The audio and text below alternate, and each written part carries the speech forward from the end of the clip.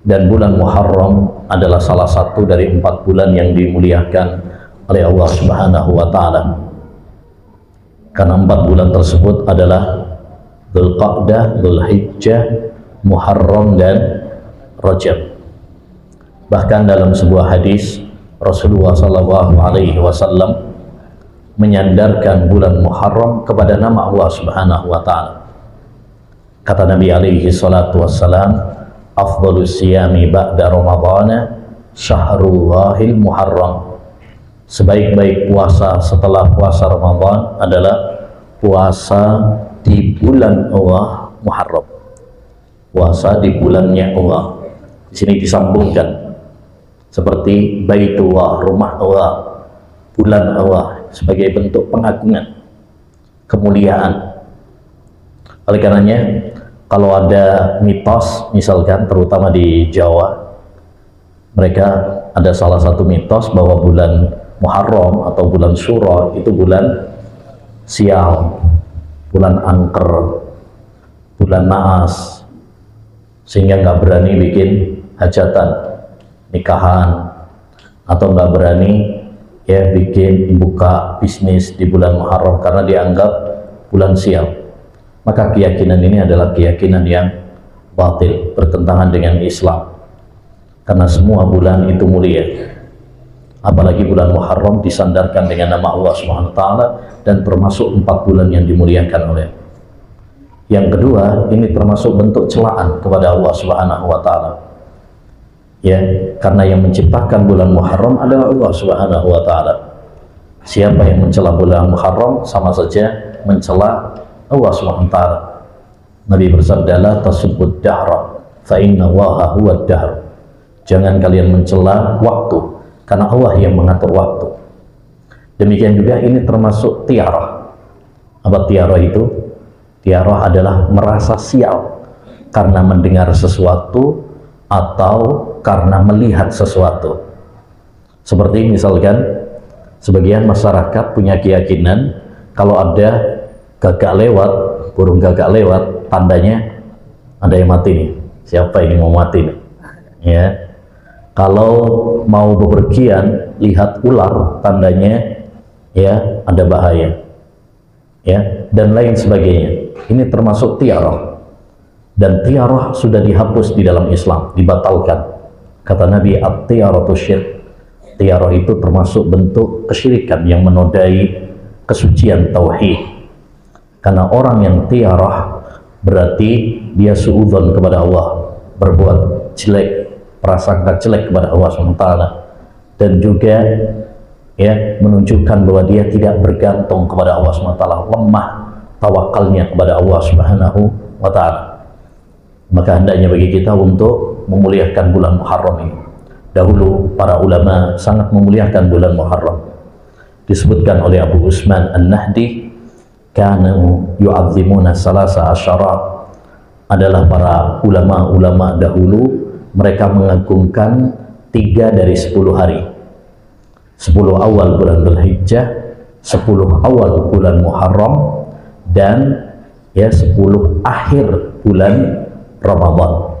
10 awal bulan Dzulhijjah, 10 awal bulan Muharram, dan 10 akhir bulan Ramadan. Oleh karenanya hendaknya bagi kita, ma'asyiral muslimin, untuk mengagungkan bulan Muharram ini dengan memperbanyak ibadah kepada Allah Subhanahu wa Ta'ala. Hanya perlu diketahui bahwa tidak ada riwayat secara khusus tentang keutamaan amal ibadah di bulan Muharram selain puasa. Selain puasa, yang ada keutamaannya secara khusus, amalan khusus di bulan Muharram itu hanya puasa. Selainnya berarti berdasarkan dalil umum saja. Kita sholat misalkan secara umum saja, tidak ada pengkhususan ritual-ritual khusus. Yang ada amalan khusus di bulan Muharram itu, dalil khusus di bulan Muharram, keutamaannya hanya masalah puasa. Makanya kita dianjurkan memperbanyak puasa di bulan Muharram ini, sebagaimana dalam hadis tadi, sebaik-baik puasa setelah Ramadan adalah puasa di bulan Muharram. Jadi kita dianjurkan memperbanyak puasa sunnah di bulan Muharram ini, ya, memperbanyak puasa sunnah, terutama lebih-lebih puasa Asyura. Puasa Asyura itu tanggal 10 Muharram, ya, tanggal 10 Muharram. Nabi SAW pernah ditanya tentang keutamaan puasa Asyura, maka beliau mengatakan, ahtasibu ala Allah an yukaffiras sanatal madiyah. Aku berharap puasa Asyura itu bisa menghapus dosa-dosa setahun yang lalu. Insya Allah kita puasa 1 hari atau 2 hari, ya, tapi pahalanya sangat besar, yaitu menghapus dosa-dosa kita selama 1 tahun. Ini kesempatan yang luar biasa, amalan yang ringan, amalan yang sederhana, tapi pahalanya luar biasa. Makanya dulu para ulama sangat semangat puasa Asyura, sampai-sampai diceritakan bahwa Imam Az-Zuhri, ini seorang tabi'in itu artinya muridnya sahabat, seorang tabi'in, imam besar namanya Az-Zuhri, nama aslinya Muhammad ibn Muslim Az-Zuhri. Beliau ketika safar tetap puasa Asyura walaupun safar, ya. Lalu ada yang bertanya, wahai Imam Az-Zuhri, engkau pas Ramadan saat safar nggak puasa? Nggak puasa, kan memang diperbolehkan, ya, orang kalau bulan Ramadan terus dia safar, boleh nggak tidak berpuasa? Boleh, dapat rukhsah keringanan seperti orang yang sakit, ya. Tapi anehnya Imam Zuhri kalau pas Asyura beliau tetap berpuasa, tapi ketika bulan Ramadan beliau nggak puasa saat safar. Ketika ditanya, kenapa pas bulan Ramadan kemudian engkau safar, engkau tidak puasa, tapi saat Asyura engkau tetap puasa? Apa jawabannya? Karena kalau Ramadan terus saya safar, saya tidak berpuasa. Kenapa? Karena saya bisa ganti di waktu yang lain. Sebagaimana kata Allah SWT, wa man kana maridan aw ala safarin fa iddatum min ayyamin ukhra. Siapa yang sakit atau safar, boleh dia mengganti di hari-hari yang lain. Tapi Asyura, kalau saya nggak puasa, lewat, sayang, waktunya, ya, terlewatkan dari kita, padahal pahalanya sangat besar. Oleh karenanya, mari kita ajak keluarga kita, insya Allah, untuk berpuasa Asyura. Dan puasa Asyura pada tahun ini, insya Allah Ta'ala, jatuh pada hari Jumat. Hari Jumat. Jadi Jumat depan ini, itu tanggal 10. Lebih sempurna lagi, lebih afdal lagi, kalau kita menambahinya dengan tanggal 9-nya, ya, tanggal 9-nya berarti Kamis dan Jumat. Kenapa? Karena dulu Rasulullah SAW ketika puasa Asyura pada tanggal 10, kemudian ada seorang sahabat mengatakan, wahai Rasulullah, ya, orang-orang Yahudi mereka juga puasa Asyura tanggal 10. Kenapa? Karena di tanggal Asyura itu, tanggal 10 Muharram itu, Allah Subhanahu wa Ta'ala menyelamatkan Nabi Musa alaihissalam dan menghancurkan, menenggelamkan Fir'aun dan bala tentaranya. Orang Yahudi itu kan ngaku pengikutnya Nabi Musa alaihissalam. Maka sebagai ungkapan terima kasih, syukur kepada Allah SWT, mereka puasa, ya, puasa. Kata Nabi Muhammad SAW, nahnu ahaqqu bi Musa minhum, kita lebih berhak bergembira atas keselamatan Nabi Musa daripada mereka.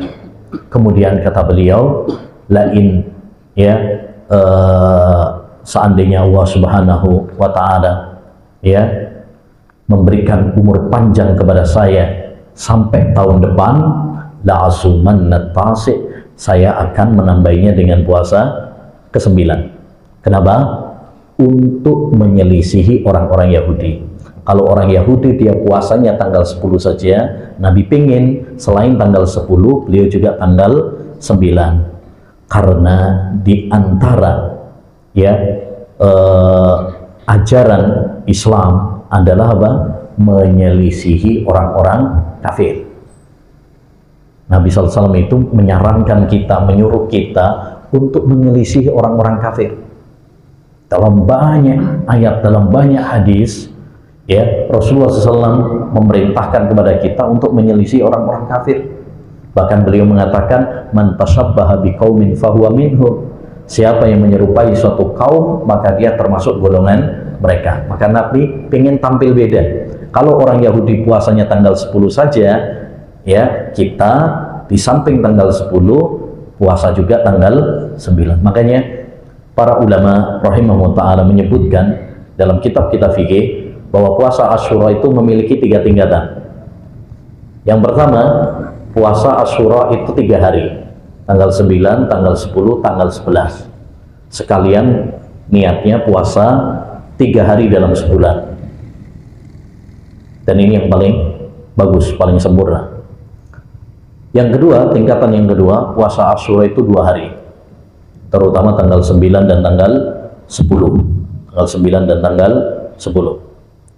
Tingkatan yang ketiga, puasa 1 hari, yaitu tanggal 10 saja. Tanggal 10 saja. Jadi kalau kita bisa 3 hari, lebih bagus. Kalau enggak, 2 hari. Kalau enggak bisa juga, minimal 1 hari. Jangan sampai 3-tiganya enggak. Sayang, nanti kita terlewatkan keutamaan puasa Asyura. Oleh karenanya, mari kita rencanakan, ya, kita ajak keluarga kita, istri kita, anak-anak kita siapkan sejak sekarang, kita sampaikan kepada mereka keutamaannya, kita latih. Mudah-mudahan Allah Subhanahu wa ta'ala memberikan kekuatan kepada kita dan kemudahan kepada kita untuk beribadah kepada Allah Subhanahu wa ta'ala. Allahumma a'inna ala dzikrika wa syukrika wa husni ibadatik. Ya Allah, berikanlah kekuatan kepada kami untuk senantiasa berzikir kepadamu, mensyukuri nikmat-nikmatmu, dan beribadah yang baik kepadamu. Tapi ini sekedar mengingatkan karena tinggal besok Kamis. Besok kan sudah Rebu, lusanya berarti Kamis, Jumat. Nah itu